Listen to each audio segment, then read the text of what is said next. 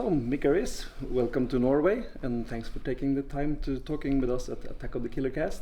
Thank you. It's great to be here, and my first trip to Norway. Yeah, it is. So, how are you enjoying Ramaskrik and Oppdal? Oh, it's great. I mean, this is a great festival, and yesterday I sat through 4 movies. 2 of them were mine. Yeah. And one Spanish, one Norwegian one, and just the crowds are great here. The people who run the festival are really passionate, and the fans are great. There are so many genre fans, and we're in a town of 7,000 people. Yeah. But it feels more like there's 20,000 here during the festival. It's great. Yeah, you should be a known name to anyone even remotely interested in horror movies. But in the off chance that some of our listeners need a reminder, can you tell us a little bit about yourself? I've always been a horror fan since I was a kid, but I got my first opportunity as a screenwriter writing for Steven Spielberg's Amazing Stories series in the 60s, or in the 80s, I should say. And I've written movies like Hocus Pocus and Batteries Not Included, and that probably had a different title in Europe. But then I'm probably best known for directing lots of Stephen King adaptations, the miniseries of The Stand, the miniseries of The Shining, creating my own series of Masters of Horror, where all the great horror directors in the world were able to tell their stories uncensored their way. So things like that. And from my own podcast, maybe Post Mortem, where I talk to a lot of the leading lights in horror cinema and literature. You have worked with just about anyone and everyone in the business, and especially collaborated a lot with Stephen King. But do you have a favorite or a story you can tell about either him or some of the others you have worked with? Well, I mean, everybody I've worked with, I've been so lucky to work with my heroes, starting with Steven Spielberg. I was doing a documentary on the making of The Goonies when I was interviewing Spielberg for the doc. And he said, "You must do a lot of these things." And I said, "Well, I'm trying to do less because you never say this to somebody like Steven Spielberg, but just I'm trying to make a go of it as a screenwriter." But just said it in passing. I didn't mean hire me, Steven. But he said, "Oh, really? Well, I've got this new show we're doing called Amazing Stories, and we're looking for writers." And it was like, that never happens. But at the same time, back in Los Angeles, a script I had written on spec was at Amblin, Spielberg's production company. And they had readers there doing reports on what the writers are like in the scripts. And somebody wrote a report on this script, and the last 3 words they were hire this man. So I was the first person. I was on food stamps, social welfare. And I was the first person hired to write for Amazing Stories. And then I went on staff as story director. So I literally went from food stamps to working on the Universal lot at Amblin Productions with Steven Spielberg and all these other great filmmakers and the like. So it was the best start to a career I could possibly have dreamed of. Yeah, started at the top. Yeah, and I've since just gone sliding way down. No. But you have to tell us a little about Stephen King as well, because you've done so much with him. It was really great. I was brought in to Columbia Pictures to meet with them about doing Sleepwalkers. They had not hired a director. King had director approval, and he didn't know my work, but they'd sent him Psycho 4, which he really liked. And when I met with the studio, they said, "Well, we're sure that you've got this job, but there's another director we have to meet with because we have a relationship with his agent, and so we have to do." And they hired the other director. So the other director started making his own movie out of Sleepwalkers, because it was not based on a book or story by King. It was an original screenplay. And so this guy started rewriting it. Well, you can't put Stephen King's name in the title if it's not resembling what he did. He wrote A Planet of Sleepwalkers and all this other stuff. So they ended up firing him. And I didn't know it at the time, but they called me in for a lunch meeting to talk about it. And what I didn't know is that they hired me that day and moved me into the office, and I had no idea that that was happening. And so King was on the East Coast in Maine. I was on the West Coast in Los Angeles. And we would only meet over the phone until when we finally had the scene where Stephen King and Clive Barker and Tobe Hooper are all cameos. together. Yeah, the cameo scene.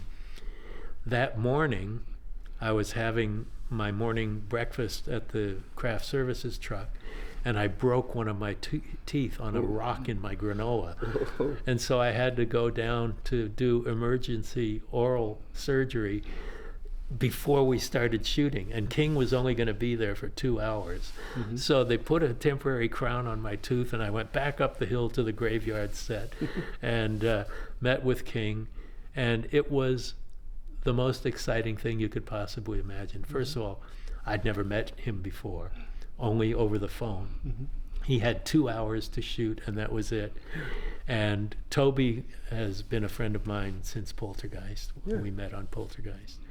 And Clive and I have been friends forever as well. And they had not met each other. And King had written a blurb for Clive's book saying, "I've met the future of horror," and his name is Clive Barker. And then Toby had done The Mangler based on the King story. Yeah, of course. So it was kind of the beginnings of Masters of Horror. There are these three masters, you know, together in one, not just one scene, but one shot. And King, you know, played the buffoon and just the hick working in the graveyard and the like. And it was just this explosion of these wonderfully creative people, and it made me realize how important it is to have these people on set, you know, and I've kind of made a practice of it over my career to have filmmakers or writers or the like do cameos, and you know, it gives you an experience. I've done it myself in other people's movies and my own, and it's a really good way, an education of what it's like to be on the other side. To be directed instead of directing. Like you did in your own The Shining movie. Exactly, yes, where I played a recovering alcoholic. But King is an incredibly generous guy, and we became really good friends on the stand because he was there off and on for almost half of the production. And it was a long production. But he's very hands-on? Well, not hands-on at all, but he's there as a cheerleader. And because I've done so much King work, people say, "You must be his bitch." But he's never once told me what he thought I should do, but he's always been there if I have a question. He's really incredibly generous. He knows the difference between movies and books. People will say to him, "Well, what do you think about that movie that fucked up your book?" He said, "The book is still right here, unchanged. Of course. The movie might not be good, but it's no reflection on the book." So he's got a really zen attitude about what people put on film from his books. Cool. But incredibly generous guy. Keep swinging your camera. You also talk about growing up watching horror movies and the likes, and you are of course a part of the Masters of Horror series. You're a creator of some sort, so horror is a huge part of your life. And also for many others' lives. Why do you think this genre creates such fan base? I think because horror is really personal. You know, the things that scare you are not things you share with people normally. And I think a lot of people who are drawn to horror, and we talked about this last night at the screening, is we feel like outsiders. And we find solace in stories about outsiders, about monsters, about the dregs of society, the people who don't feel they belong, you know, and identifying more with monster than with hero. And again, the reason for festivals like Ramaskrik is that all of us are drawn together. There's a feeling we want to own the movies that we embrace. More than any other genre, you know, there are Western fans, but they don't go to conventions, they don't go to film festivals, they don't want to own every great Western on video or the toys that come with it. But there's something incredibly personal about the embrace of the outre, of the dark side, because even though we do our best to cover it up and with sunshine and flowers, we're all dying from the moment we're born. Yeah. And we're all going to face it.